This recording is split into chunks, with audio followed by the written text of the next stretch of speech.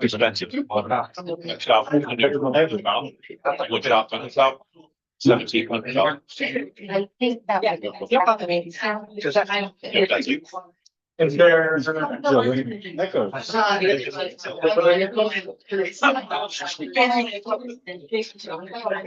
We'll look at it. All right. Yeah, it wouldn't be a bad solution, but. Yeah, I was just saying we don't offer a peak. We just offer it. I'm just saying it.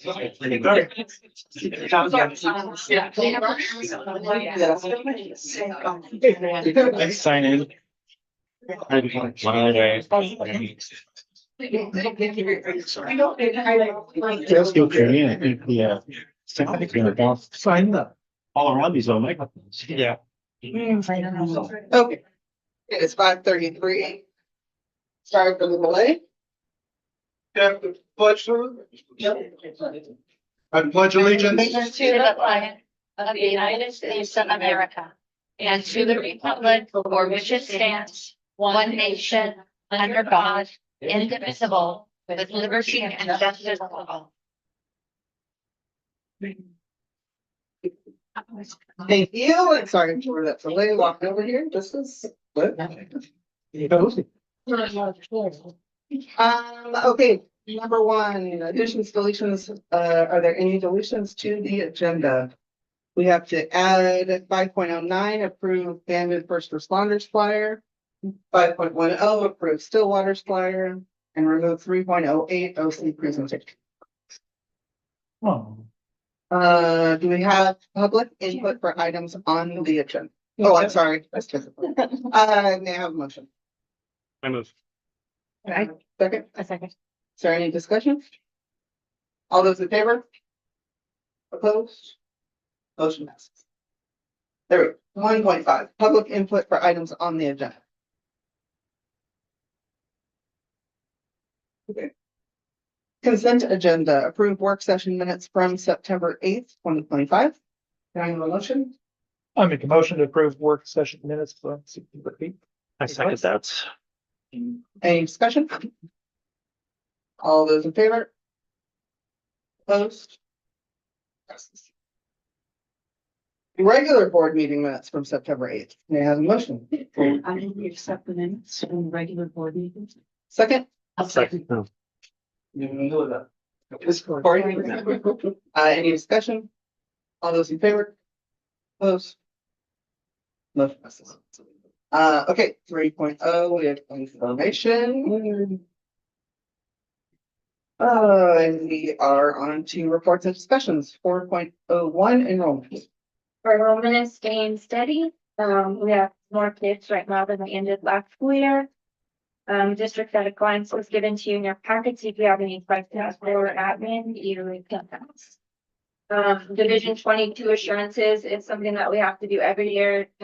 We mark the boxes to make sure we have enough days in our calendar, student days, making sure we have enough hours, making sure that our kindergartners are here at a certain time. It just goes through all of that. And then it also goes through some things that those are in your packet. And then SIA, I'm gonna let Amanda go over. Yeah, so the information that's in the packet is just the 24-25 annual SIA report that we need to make sure to disclose to everybody. So SIA stands for Student Investment Account Grant. It's funded through the corporate activity tax. And last year in 24-25, it funded a behavior specialist, academic advisor, 4 PE teachers, our district nurse, and a portion of 2 of our CTE teachers that we have, and also a portion of our mental health therapist, one of them. So our plan in 25-26 obviously looks a little bit different than it did last year, which, you know, we can go over at another board meeting, just due to, you know, different funding constraints. But yeah, all the full report that was provided to ODE is in your report. So any questions on this? All right, good. Anything else? Thank you for dealing with the upcoming Students? Yes, and audit Problem. and all that fun stuff. Oh, yeah. That's coming. Yeah. Are we gonna go over any are we, this is a point where I can ask questions? All right, OC, science of reading. Yes. Can I get a report on that? And what is pumpkin decoration supposed to look like? So I came up with that last week. I love it. I thought we just needed some fun Yeah, something at the elementary school. So I put something together and it hasn't started yet. So Okay. ask me on October 30th when we're voting, but it's open to staff and students. And so each grade, each class will, the idea, I should say, is that they'll come around. We'll have a table down, we have wide hallways, Yeah. so we'll have a table for staff, kinder, first, second, third, fourth. And then they'll vote for staff and they'll vote for their grade. perfect. And then science of reading, we had our partner with Core Learning. She came in October 9th and 10th. So October 9th, she came in and modeled lessons in one classroom per grade level. And so we have 2 teachers per grade. So she went into one of them. I covered the other 5 of them so that Welcome both back. teachers could go in and watch the expert Yeah. model the explicit phonics lesson in every grade level. She also went into our Title I reading class and went into our resource program and model lessons there. And then on Friday, we had a full group for about 2.5 hours.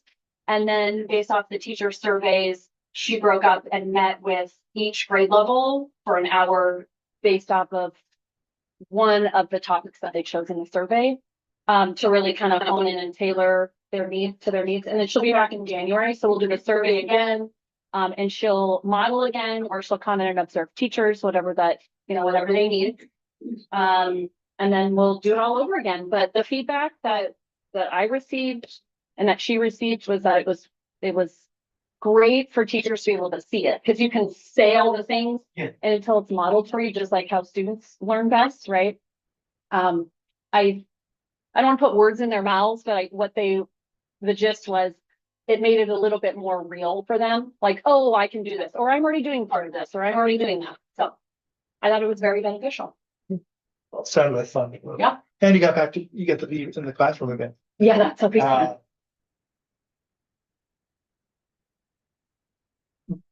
Becky, you mentioned in your report, you guys are doing emotional support, techniques for emotional regulations to stay calm in a classroom.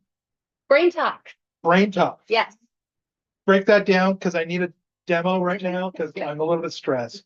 All these eyes, all wonderful eyes. So I started this years ago back down at the elementary school, and we talked about how the brain works and the different, the hand model of the brain based on Dan Siegel's work. You paid attention. So we've done it several different ways throughout my years at Harbor Lights. We've done it as a whole school assembly. Did not feel like that was the best way to get the information. We've done grade band, so 5, 6 together and 7, 8 together. Still felt like we could do better. We've done grade level, and this year we're doing classrooms. And so I joined Miss Pooy in her health room, and we did brain talks with every group. She sees 6th through 8th grade. And then on another day, I went into both 5th grade classrooms. Our counselor, mental health therapist, Lori Rice, joins me. Excellent. And we do a review.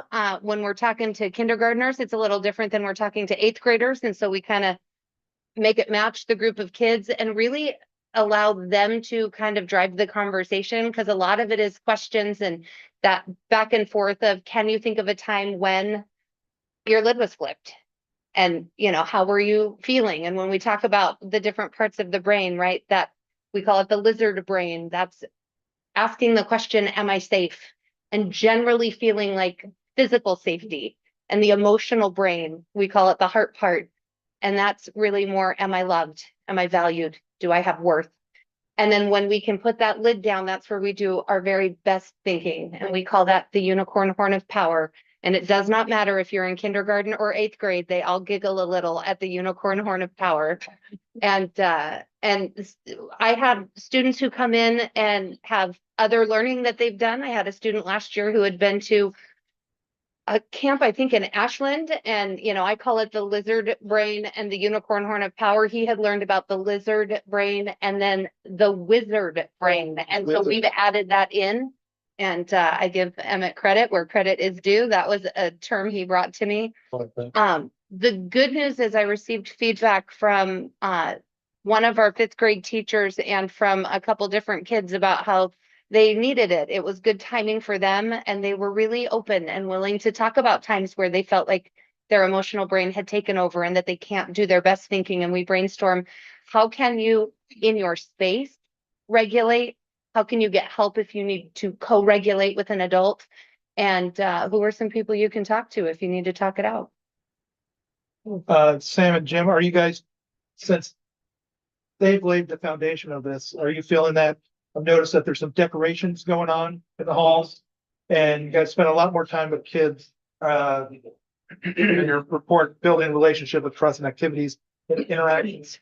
How that is curbing your discipline and your actions and interactions with that. Can you briefly touch on that, how that is working in the high school? We are neck deep in preparation for homecoming. The kids have been spending a lot of extra time, including coming up over the weekends, getting their hallways ready. This year, under the guidance of the new leadership teacher, Mr. Salmons, they've connected it to biomes. So we see each grade level, and I'm gonna get them out of order, but you'll get the gist. Temperate forest, Arctic, jungle, and Just not taiga. That's fine. That's where I've been. and so they've been working together on that, and we have seen a lot of cross collaboration. The freshmen started kind of late. I don't think they fully understood what we were doing. We saw some upperclassmen kind of take them by the hand and show them what the hallways should look like, and help get the supplies and everything. And we saw quite a bit of upperclassmen helping the freshmen the other day.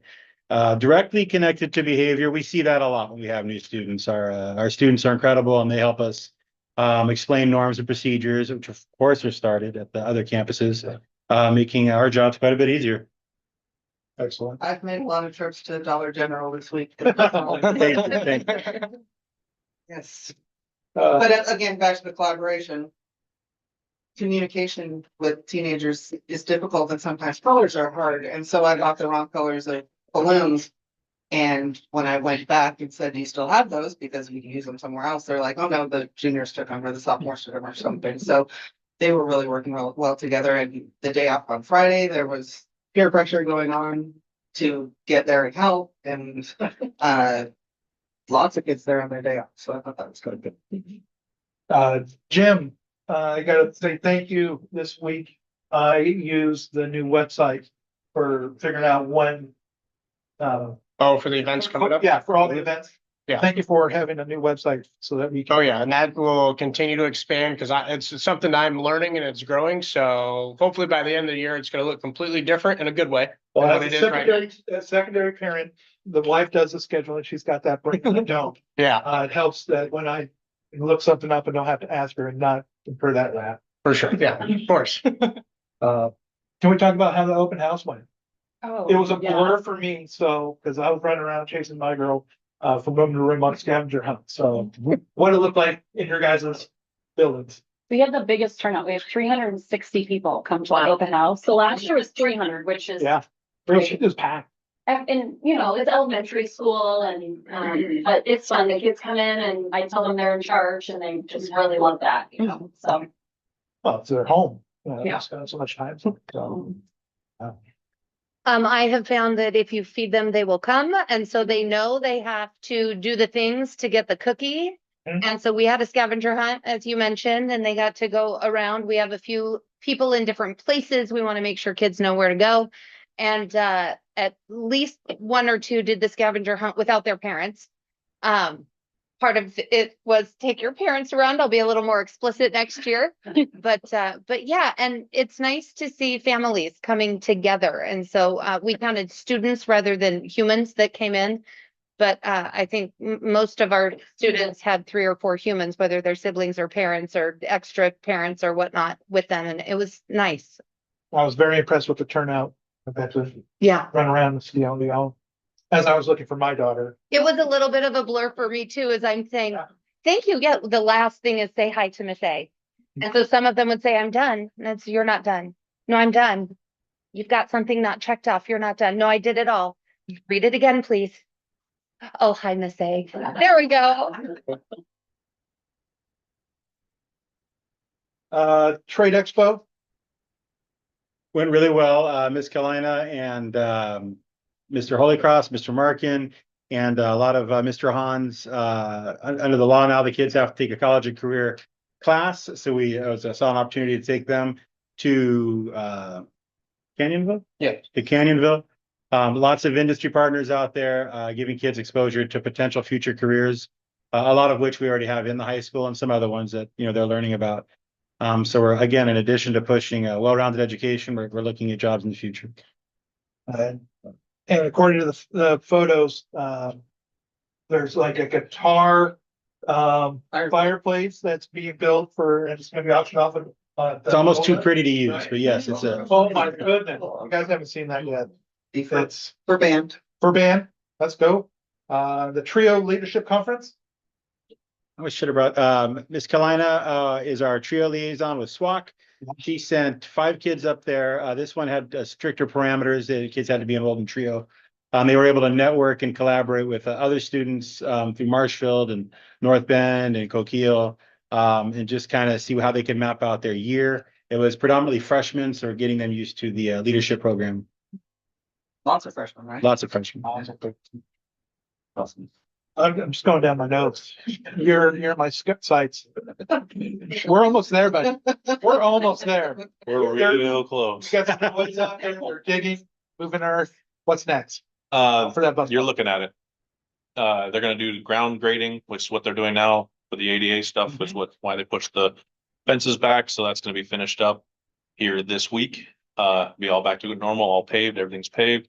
And then final inspection and final walkthrough is the 27th of this month, and hopefully, depending on the county, we should have our certificate of occupation, which Yeah. we're done Let's go. by the 27th. What do you say? Hey. What we needed. Yes, that's what we. And we have something coming up at the OC. That sounds super fun. I'm not gonna join in. I'll just pay money for it. Pumpkin contest, music. Jagathon. Yeah. We got lots of good stuff. I like this. Jagathon is Friday. And I love the scope of what we got going on. For the Jagathon? Yeah, your goal is, 15,000. yeah, For STEM in the classroom, and I've already been talking with OMSI, and they're gonna bring in an assembly and a science festival, and we're gonna get some, which I was gonna tell my teachers at our staff meeting tomorrow more details about. well, we'll spoil it. We'll spoil it. All right. That's kind of where I'm good. I'm good. You're good. Okay. Anybody else have anything? Questions? I thought that was I great. read the entire thing twice. Yeah. I fell asleep on my computer making these questions. My neck still hurts. Speaking of that guitar, the Oh, welding class is making, Gold Rush coming up on Gold Saturday. Rush. Fundraiser for the Booster Club, which provides funds for extracurriculars in the district, and that includes everything. It includes band, it includes speech, it includes all the sports, and so make it if you can, and there's ways to help out. Yeah. I think that's it. Anybody have any other questions? for Edmund? Okay. Thank you. Lindy? She had if you're not aware, she's a star in the play, so she was double booked tonight. Yeah, that's what happens with busy kids, they're busy. Okay, 5.0, we're on to action items, bills in the amount of $564,780.36. May I have a motion? I second. Is there any discussion? All those in favor? Pay the bills. Pay the bills. Opposed? Motion passes. 5.02, the Western International Band Clinic request, speaking of band. West End. Three times. No. Request permission to take kids out of state. I don't know how many until they audition. And or they're accepted or not. It's November 21st through the 24th. It's in SeaTac, Washington. To qualify, they have to audition and then be selected. It's kids from all over the world, literally from Australia to Japan to Canada. So it's a huge thing. There's 4 bands that participate. There's about 180 kids in each band, of different levels. So it's a big thing. The professionals they get to work with this year are trombonist, Perry Waters, and jazz trombonist, and Patrick Sheridan is a tuba player. He's funnier than get out too. So anyway, questions? How many went last, like, what's the average number? Last year, I believe it was at 4. Well, And this year, the kids have been recording auditions are really good. So I'm a little concerned. Better get that basket to sell. I welcome the challenge. So we'll figure it out. Is there a specific, but there's no specific request at this time? No, I just have to have permission to take them out of state. Okay, I love that. May I have a motion? Motion to. Second. Oops, sorry. Any discussion? Nope. All those in favor? Thank you. Great, thank you.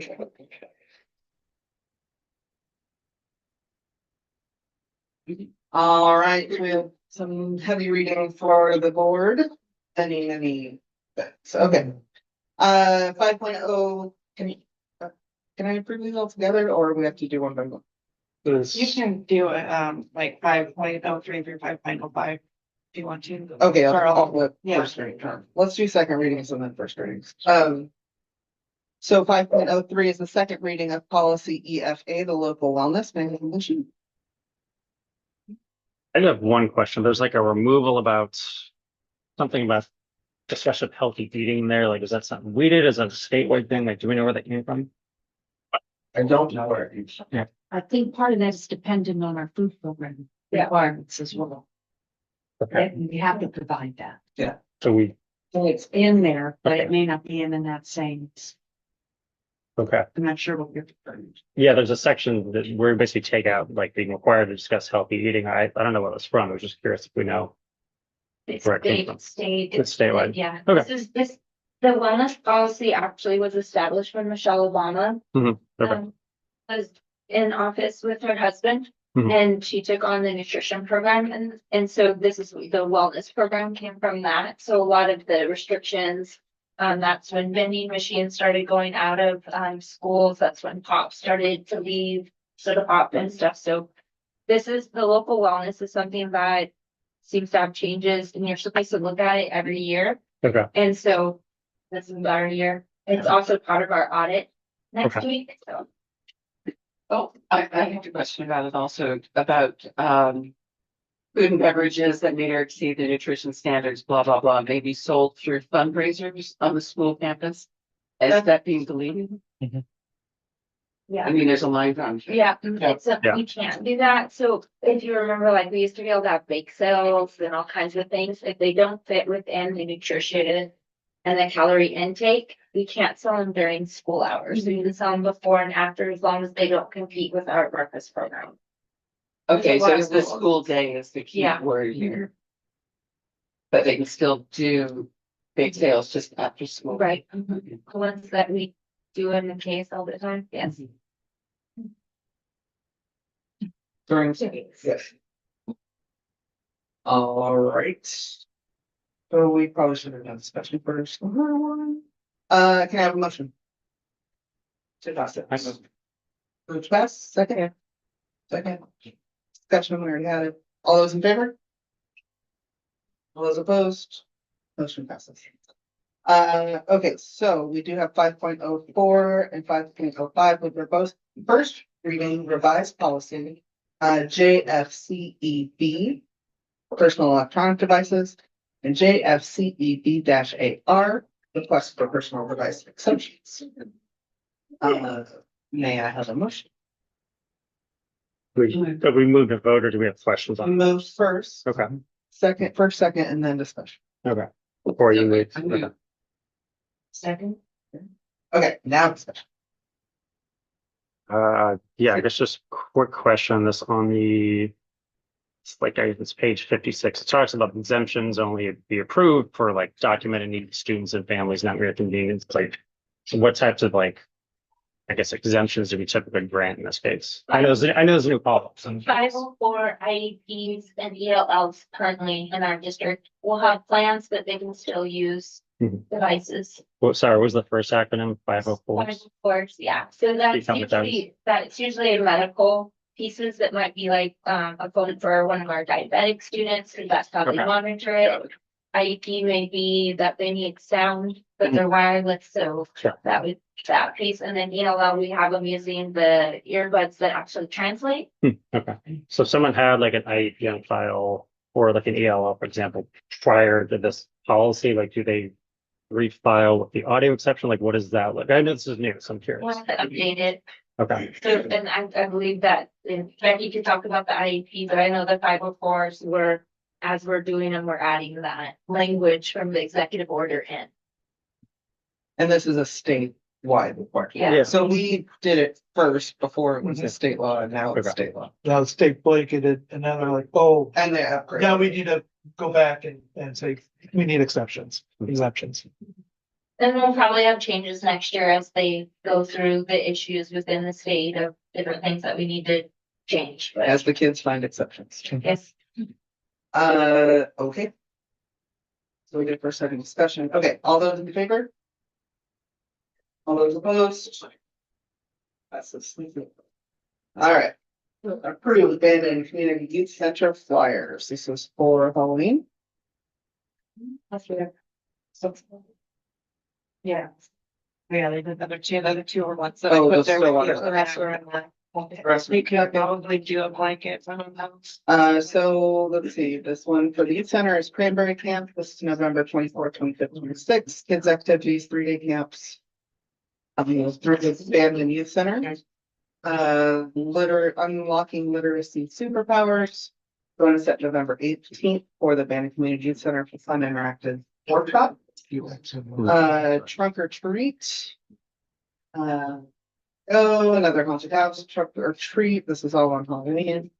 Youth centers at the library. So these are all kid-based, specific functions, including Stillwater trunk or treat and Bandon First Required. First responders trunk or treat. Lots of trunk or treats. So let me see, that is 5.06, 5.07, 5.08, 5.09, and 5.10. May I have a motion? I move we accept those. I'll second. Any discussion about them? Okay, all those in favor? All those opposed? Motion passes. All right, that's all we actually work. Right now we have comments, public input for items not on the agenda. We'll read this real fast. Public participation in board meetings covered by policy BDDH. Commenter should include their name, and if speaking for an organization, the name of that organization. A spokesperson should be designated to represent a group with common purpose. Up to 3 minutes at the board's discretion will be allowed to comment. Commenter may offer objective criticism of district operations and programs, but in public sessions, the board will not hear comments regarding any individual district staff member. Commendations involving staff members should be sent to the superintendent. Channels for the board's review of legitimate complaints involving individuals include board policy KL public complaints. If appropriate, the chair will connect the visitor with an administrator to receive comments regarding personnel. Any hearing conducted before the board regarding personnel shall take place in executive session. Comments aimed at state and federally protected classes shall be prohibited. Anger, rudeness, ridicule, obscene or profane language, impatience, lack of respect for others, and personal attacks are not acceptable behavior. Demonstrations in support or opposition to a speaker or idea are not permitted. The board thanks all visitors for their presence and appreciates the input of community members. And That's a quick question before we get started. I think we have like 12 people signed up. Which technically means we could go slightly over 30 minutes. Are we good with letting everyone talk? Okay. Cynthia Prusky, Fry Press. Also. Let me know when. I'm here to represent BEA. I am the representative for our building, Ocean Crest, and the person speaking tonight, I will be sharing this document. This is a letter to the Bandon School Board. We dated this September 29th, 2025. We are writing to formally express deep and ongoing concerns regarding the leadership of our superintendent, Shauna Schmier, whose actions have created a toxic, divisive, and demoralizing work environment across our district. The severity and breadth of these concerns result in a clear loss of confidence by the Bandon Education Association. We call for a comprehensive evaluation of the performance, starting with a board training and surveys to staff and the surrounding school community. Below are the most critical issues that demonstrate a sustained pattern of harmful leadership, poor decision-making, and unethical conduct. First point is hostile work environment and retaliatory practices. Numerous staff members have been forced to resign or have resigned due to abrupt and unexplained changes in workload and placement. There's clear evidence of targeted retaliation, especially towards staff members involved in union negotiations, creating a climate of fear and mistrust. These actions have deeply divided staff and administration, eroding morale and determining collaboration throughout the district. Sorry, let me say that again, and undermining collaboration throughout the district. Second point is dishonest and manipulative communication. Superintendent Schmier has repeatedly provided contradictory and misleading information to both staff and the community. For example, meetings with staff have left individuals understanding about actions, such as reversing involuntary transfers, that are later ignored without explanation. There's many opportunities to reverse the May transfers, and teachers made this request clear, as did a substantial number of parents. After our contract was ratified, union leaders were told that the district learned from their mistakes in May. Transfers and such impactful decisions would not be made without teacher collaboration in the future. But 2 days before teachers returned to work in August, reassignment emails were sent out to at least 3 teachers. There was no collaboration. Staff have not been provided with consistent reasons for transfers, and numerous instances have occurred where teachers were told one thing privately, only to be told contradictory statements later. The dishonest practices are not only unethical, but they have been weaponized to turn the board and the community against teachers. Harm to students through poor decision-making. Staff reassignments have placed educators in roles outside of their area of expertise, directly impacting the quality of instruction. Involuntary transfers have led to the loss of essential teaching staff. With teachers, I'll stop there. You want me to continue? Will you be giving that to us?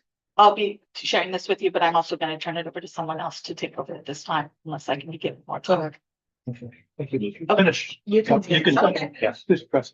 Involuntary transfers have led to the loss of essential teaching staff with deep expertise, such as a 6th grade teacher at the middle school, resulting in overcrowding and destabilizing students' learning environments.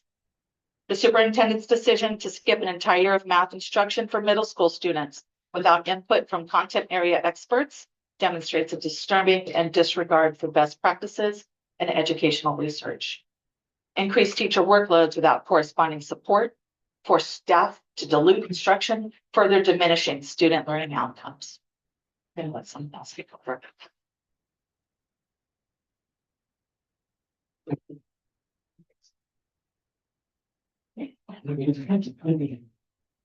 Stephanie Holm. Stephanie Holman, I'm a kindergarten teacher at Ocean Crest. I'm also the parent of a former and current Bandon student, and I will continue where Cynthia left off.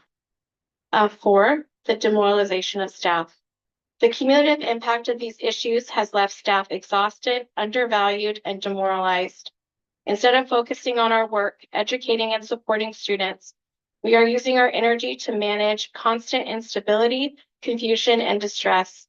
This environment is unsustainable and antithetical to effective education. 5, possible legal and contractual violations. Involuntary transfers have been used as a means of intimidation, particularly towards union members, and were conducted without the required prior meetings or discussions. The superintendent has made coercive attempts to discuss negotiations with individual team members bypassing proper channels. Increased workload in some areas while qualified staff are underutilized in others. like a highly qualified math teacher only teaching 3 periods while a science teacher is assigned 8th grade math, raises serious equity and labor compliance concerns. These issues are not isolated, nor are they minor. They represent a pattern of mismanagement, manipulation, and disrespect for both students and staff. Superintendent Schmear's actions have eroded trust, destabilized instruction, and created an environment that is counterproductive to student success and staff well-being. We urge the board to take immediate and decisive action to address this leadership failure. The repercussions from poor communication, problematic decision-making, and use of divisive rhetoric from the top leader of BSD have threatened the integrity and effectiveness of our educational mission. This issue is of the utmost importance for the education of Bandon students. We hope that all board members will give it the full, deep consideration it deserves. We urge any board member who feels they cannot be impartial to recuse themselves from this decision. Thank you.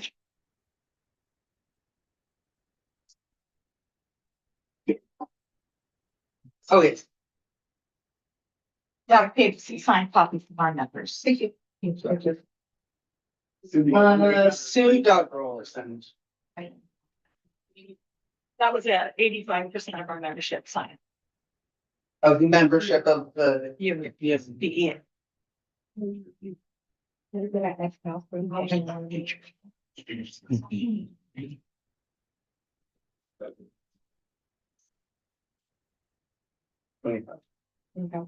Thank you, sir. Oh, Go ahead. Hi, I'm Susan, daughter, excuse me, retired teacher. I'm here on behalf of the Bandon Booster Club. I have been part of the Bandon Booster Club for years. I'm currently the vice president. I was president for a number of years. The Booster Club plays an important role in our students in Bandon. We have been successful throughout the years, but having Shauna being involved, superintendent has made our Booster Club stronger. All the years that I have been involved, no other superintendent has been a member of Booster Club. Shauna has shown leadership in our district by being part of this organization. She's attended monthly meetings, shown up to help with anything that is needed, fundraisers, and Gold Rush. She attends games and events showing our students, coaches, and parents that she cares. Students come first for her. Bandon and the Booster Club needs her strength and dedication as she is shown to our student body. Thank you.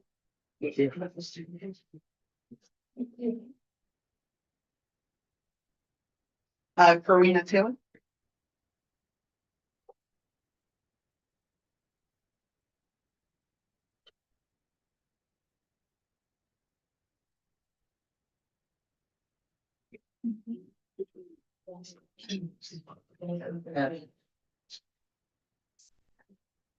Dear Bandon School Board members, my name is Karina Taylor and I have lived in Bandon for 9 years.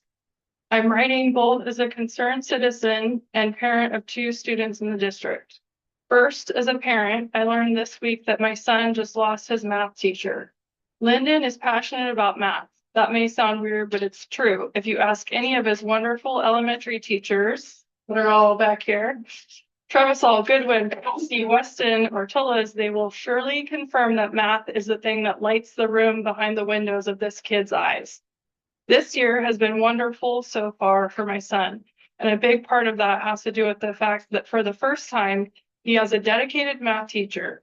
Miss Ship has been able to push him to the edges of his zone of proximal development, and this has made school engaging, challenging, and rewarding for him. Unfortunately, like so many other employees in this district, Ms. Ship has been on the receiving end of retaliatory actions, involuntary transfers, and generally abusive labor practices. Due to this treatment, she resigned last week, and as a result, my son and his classmates do not have a math teacher. As we all know by now, this is not an isolated incident, and this is not the result of a small group of disgruntled employees. This district has become an unsafe environment to work in. Over 20 employees have already resigned, and as a direct result of gross and negligent mistreatment of employees by the superintendent. In the last year alone, we've lost 3 well-respected math teachers. It's unlikely that these positions will be filled by equally qualified candidates. So I leave you with this question and heartfelt concern. Who is going to teach my kid now that over half the highly qualified math teachers in the district have resigned due to mistreatment by our current superintendent?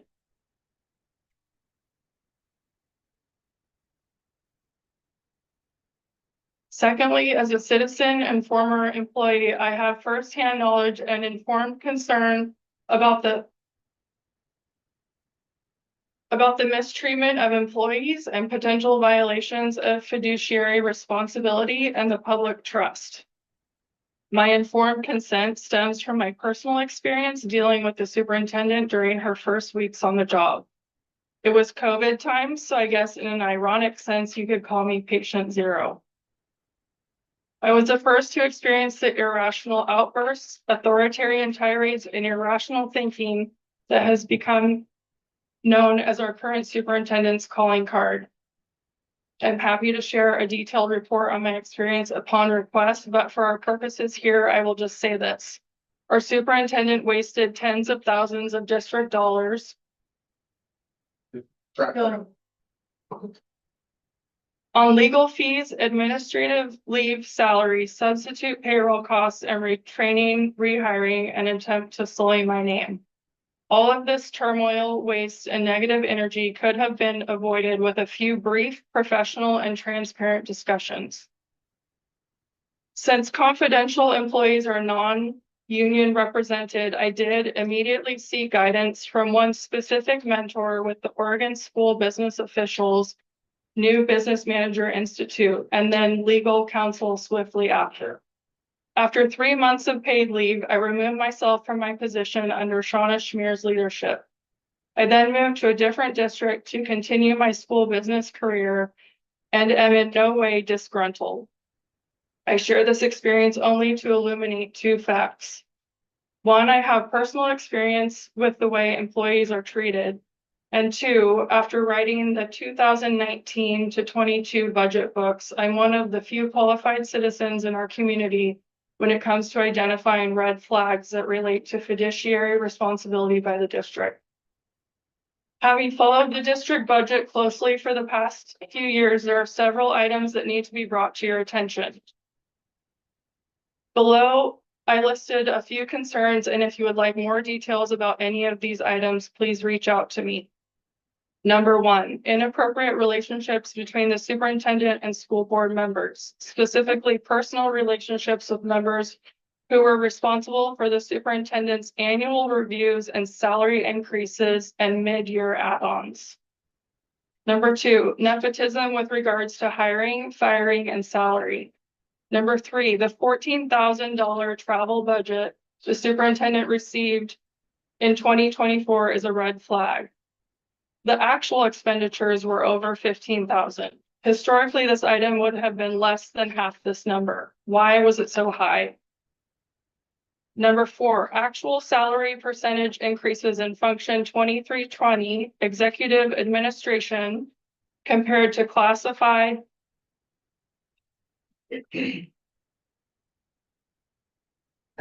and certified increases. The actual salary for the 22-23 school year is documented as 0.96 full-time equivalency, which is especially concerning. Where is the other 0.04 FTE salary listed? The superintendent took over an interim director of operations position, and I quote, "I sucked at it." What was the negotiated salary for that position? I want to close by saying that I moved to Bandon to raise my family, and I am deeply committed to the well-being of this community. I'm thankful for all the hard work of district employees, coaches, community members that have helped make this a great place for my family. And I pledge to continue the fight to make this school district the best it can be. I would also like to say that in addition to the large number of current and former employees who have already shared their stories, there are many more who have not due to concerns about retaliation against themselves and their families. While I understand their reticence, I hope that my being here will help them gain the courage to come forward and share their experiences. Thank you. Thank you.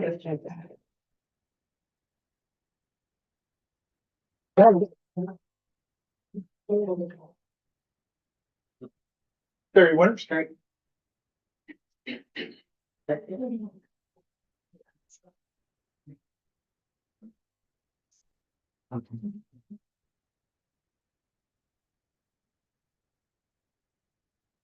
My name's Barry Winters. I didn't have time to put all my notes together, so I got a bunch of scribbles here. But you know, I listen and I hear things like, and they all want to blame Sean, and I thought there was principals in each one of the schools, down to the boss. And then it goes from there to Sean. So I was kind of curious how that goes. It's kind of weird that it's all these things which seems to be Shauna's fault, and no mention that they try to work it out with their boss. In the real world, the boss is the boss. And then the boss may have another boss. And then here I see the principals as the boss, and then the superintendent as the final boss. And in the real world, when you start attacking your boss, you're insubordinate. You're getting harassment. And usually, in the real world, you get fired people. So I'm real surprised that this is still going on. And it's still, you know, it's a witch hunt, and it's really, really strange to me how that goes. All of a sudden now we don't like the way that she acts, we don't like the way she dresses, we don't like the way who she associates with. I don't know, I've lived in Bandon a lot of time, a long time, and you associate with the people in Bandon, and you may not have some, you know, you find somebody you like, you usually spend more time with them. That's pretty standard here. I've heard complaints, I know since I was in the 5th grade, about different teachers or different principals or different superintendents and how they acted. And so that's been, you know, kind of a thing throughout all the years. Yeah, you know, when you have friends, you have friends, and shouldn't matter. I think that, you know, when you look at the school board members, they volunteer their time, none of them get paid. They have other work, other jobs, and they're here to do what they can do to make sure that the school gets run correctly. So it's just really funny how it all goes down. And I, as a taxpayer in this district, I spend a lot of dollars on the school budget. And if you think that for a minute I want you to fire somebody and pay them off, I'm going to be a real upset guy. I'm not going to be a very good supporter. So that's going to be a bad deal. If you're a member of this district, I think you should have standing. If you're not a member of this district, I don't think you should have standing. I think that, you know, if you get to come here because the district accepts your children and you're not a tax-paying member, I think that's a privilege. And I'm surprised at the wisdom. I'm surprised that we're letting this happen in our school. And I'm surprised that it's too much work for the teachers. I heard you say that. More work, more work, more work. I don't know that anybody's overworked in this room, but maybe. Thank you. Carrie Lofgren.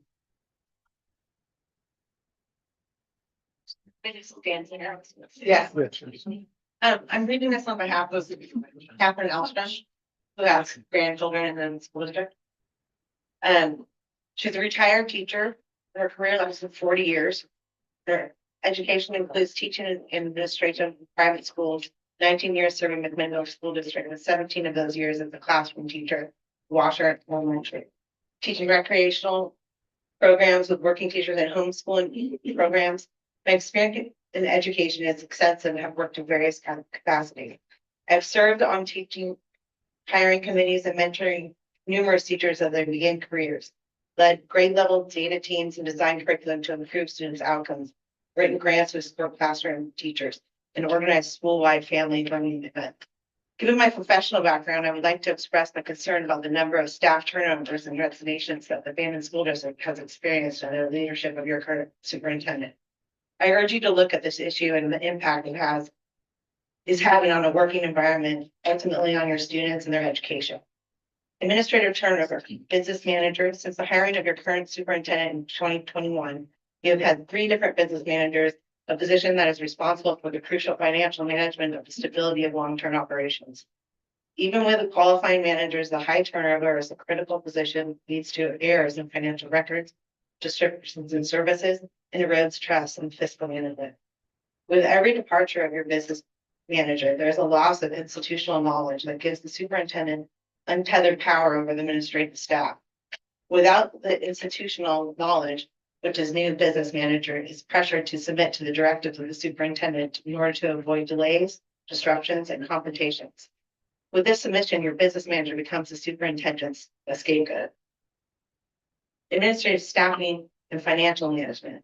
I suggest an in-depth review of administrative staffing positions and financial records under your current superintendent. What administrative support staff positions have experienced turnover under the current superintendent? What positions have been added, dropped, or consolidated? Evaluate the factors contributing to the turnover of administrative positions under your current superintendent. Review the hiring practice of your current superintendent. Does the superintendent have prior connections with application or applicants that give them an advantage over the applicants and thereby demonstrating a basis or bias in hiring?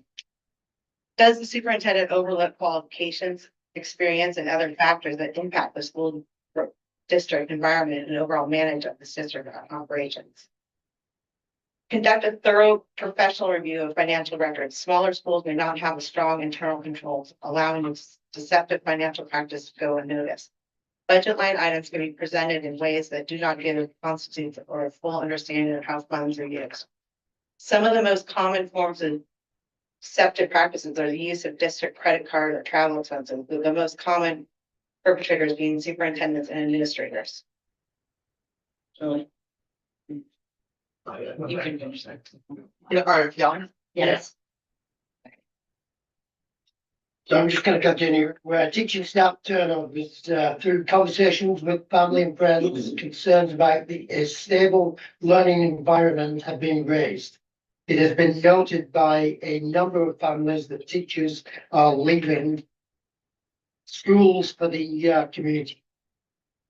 Reviewing statistical data on the number and timing of hires and departures of different employee positions within the district would be useful in determining trends. Should such data validate cause for concern, the school board may need to form a committee to independently collect qualified data, such as surveys and interviews of staff that provide insight into the working conditions of various departments of the district. Conditions within an educational organization that may be responsible for staff turnovers can include a leadership style that is autocratic, stifling in enthusiasm and collaboration, of leadership that spews inconsistent decision-making, creating tensions and instability. Relatively practices like administrative leave, job transfers, and attempts to make targeted employees uncomfortable and resign. Actions which cultivate fear and lack of trust. Communication breakdowns and avoidance, behaviors that damage trust in partnerships, an absence of appreciation and encouragement from leadership, and colleagues that drive out talented individuals. Teacher turnover is known to negatively impact students' achievements, discourage talented individual, and is expensive. The departure of a teacher, especially mid-year, is disruptive to a student's learning and staff collaboration. A revolving door of teaching staff can be unsettling and difficult for everybody, students, parents, and teachers to adapt to. When experienced teachers leave a school district, deep community connections and student knowledge are lost. as well as a wealth of curriculum knowledge and a treasury of best practices. Replacing teachers is time consuming and costs schools, districts thousands of dollars per teacher, with efforts poured into recruitment, hiring, training, and mentoring other education. Thank you.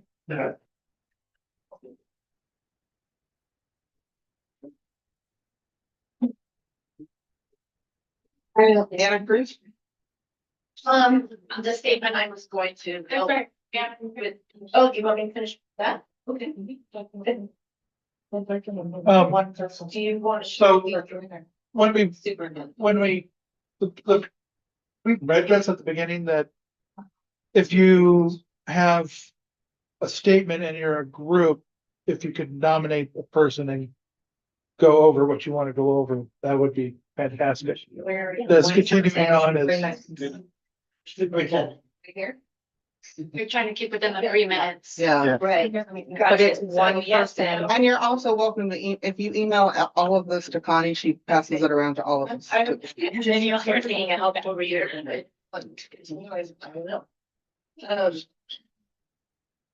School boards work for the community, not the, oh, my name's Anna Cruz. I have a high schooler in the district and a 2022 from graduate. So anyway, school boards work for the community. Will Rebecca Farrell be continuing on with what you're reading on? I don't. And will the next person be continuing on with what you're reading also? Do you understand? This is. This is, yeah. We asked you. One person, 3 minutes, that person's Representation. information. We don't know who wrote this. We don't know where this came from. She started it at the beginning of your statement, correct? Yes. Yeah, Well, it's one person, but one statement. Right, it's one person per So would you like her information. to finish it? We get 3 minutes.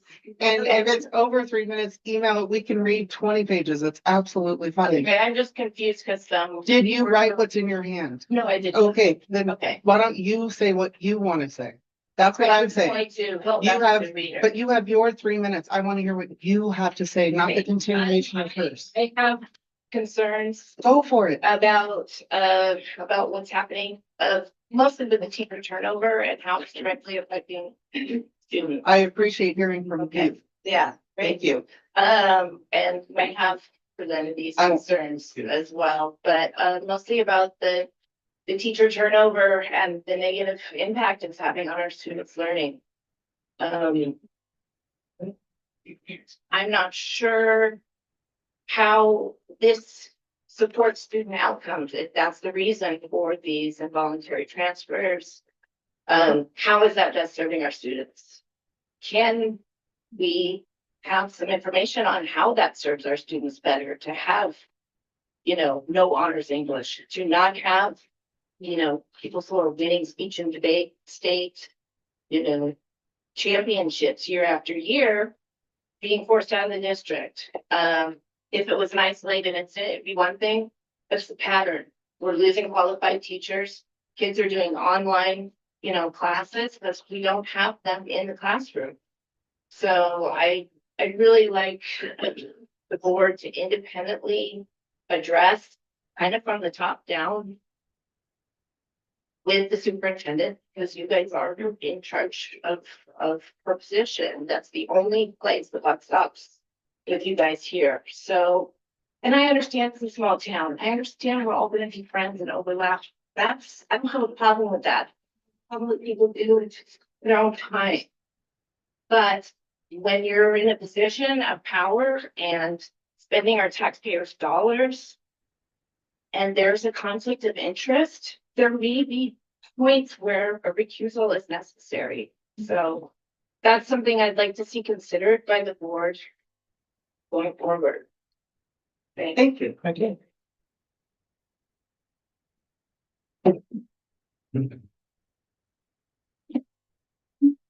Just a reminder. I absolutely am not shutting down conversation. I want to read that entire thing. So please, Carrie, you please email it. Let's keep the comments to yours. Like, I want to hear from you, your 3 minutes, not what somebody else wrote for you. So I'm not saying I don't want to hear. So, like, is that the Yeah. norm? Yes. So that's like written Yeah. somewhere. Yes, ma'am. Okay. Yes. Cool. It's board policy BDD. But if the person writing can't be here in person. can Email, somebody we read get it for them? everything. If it is emailed to Connie, So we you're all not get a copy of it. persons are. 100%. I So will we can have a guarantee that on my life. spokesperson read a letter that Yes. someone who can't be here. Yes, guarantee it on my life. It goes in the public record. We all get it. We all read it. I just mean reading it out loud. I- They cannot read it out loud. If you cannot be present, you email it. It goes into the public record. We've listened to some in the past meetings where the person couldn't be here and so. It said you have 3 minutes. That was 6. So that's why it could go in an email and then we could read it all. But if we have other members signed up to read a letter of somebody that's on here, can they read it? They need to, With the the person who minutes. wrote it needs to submit it. This isn't new. So that's a no, they cannot read it, even if it's under 3 minutes. Email it if you can't be here. That's how it goes. That's how it's always gone. Rebecca Farrell.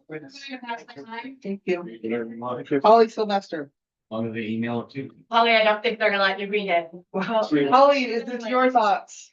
We've been listening to written and, I have a letter from my colleague Jen Ship that I'd like to share. It is under 3 minutes. My name is Jennifer Ship. I'm currently the 6th and 7th grade math teacher at Harbor Lights. Last year was extremely hard for most licensed staff. The district's behavior during contract negotiation was like nothing I have ever experienced. Consequences and resulting culture of those actions contributed to my decision. I have taught middle school math for 11 years, 4 here at Harbor Lights, and last year 100% of my 8th grade math students met their targeted growth goals and state test scores increased. We also used data-driven criteria to advance students who showed readiness. This year, my schedule did not include an 8th grade math class at all. I was told in order to increase rigor, we would skip all 8th grade students from pre-algebra into freshman level algebra 1. This reckless decision is educationally unsound and was made without any teacher input or collaboration. The idea that if students fail algebra 1 in the 8th grade, they can retake it in the 9th grade is flawed at best. Our students will be missing foundational pre-algebra skills. 6 weeks into our first quarter, it is apparent that this plan is not working. We are setting our students up for failure. Additionally, the letter that went out informing parents of this change was very misleading. It said nothing about students missing 8th grade math in its entirety. If I did not know the grade level standards and what is supposed to be taught at each level, I would not have understood what that letter meant. Ethically, I cannot support skipping the 8th grade year math. Finally, I'm truly disappointed in the lack of accountability being taken by the superintendent regarding her behavior and the lack of checks and balances shown by the board. I have worked in other districts, and this is not normal. Districts do not operate this way. Turnover does not occur at this rate. If so many teachers, parents, and community members are upset, there is a very serious problem, one that should be thoroughly investigated and addressed regarding the leadership in the district. Thank you for listening, Jennifer Ship. And I would add to that from my own heart, I am fearful that just the act of standing here and identifying myself could result in an intentional effort to make my job harder for me, and that affects my students. Thank you. Thank you. I'm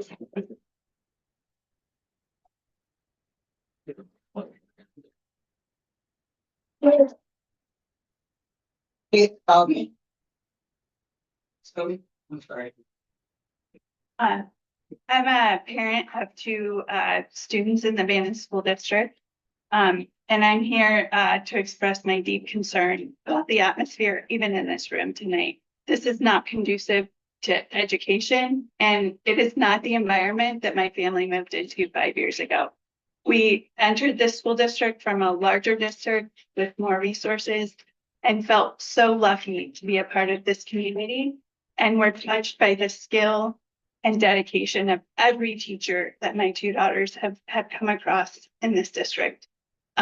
Many of them spoke tonight, and it is just so disheartening to see that systematically dismantled over the last at least year that I've been aware of, but it's getting increasingly bad by the week. My middle school daughter has lost 3 teachers since the beginning of the school year. That is just not acceptable. It's disruptive to her educational experience.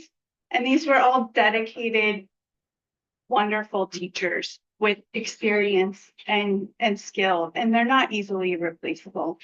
I recognize the challenges of managing a budget and making these tough decisions, but I have to ask the board to intervene here. There's something that has shifted and has gone terribly wrong. And if we continue down this path, the kids are the ones that are gonna pay the price for it. We need to support our teachers and we need to work together for solutions. This should not be an adversarial situation. Like, we are all part of this district. We all share the same goals. And we need to find a way to recognize them without doing what we're doing here too.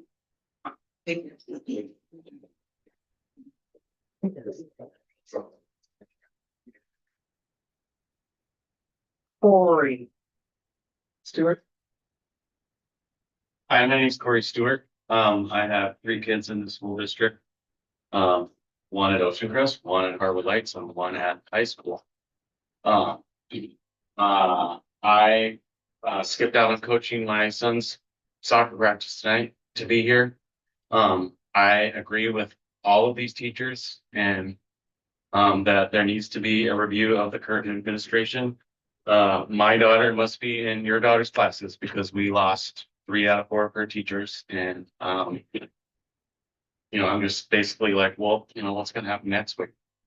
So she loves cross country. We love band. My Emmett is in band and absolutely loves it. We make some sacrifices to, you know, have our kids have the privilege of going to school here in Bandon. We are tax-paying American citizens. You know, even if we live in Curry County, we're paying taxes. We're paying state taxes. We're paying county taxes. We're paying for some kid to go to school in Curry County. It does not matter where. This is America. We can send our kids to school to a private school if we want to. A public school is a public school. And I'm deeply concerned about where this administration is going. This is not an all of a sudden thing. More that I have learned about it, more I have done research. It is not all of a sudden. It's been like for 5 years. It's been happening. So, just this year, it like obviously that's really impacted my family. My daughter she struggles in math and now doesn't have a math teacher. Her study hall is basically, you know, was supposed to be for that purpose, and now she doesn't have anybody there to help with the math. So we're doing what we can, and I appreciate everybody here who's volunteering their time to be here, and all the parents, all the teachers who drove here, took times out of their evening to be here. I just wanted to let you know I support you and that something has to change here. Thank you.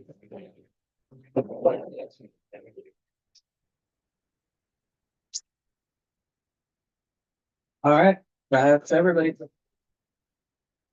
Motion to adjourn. Second. I'll second. On favor? Opposed?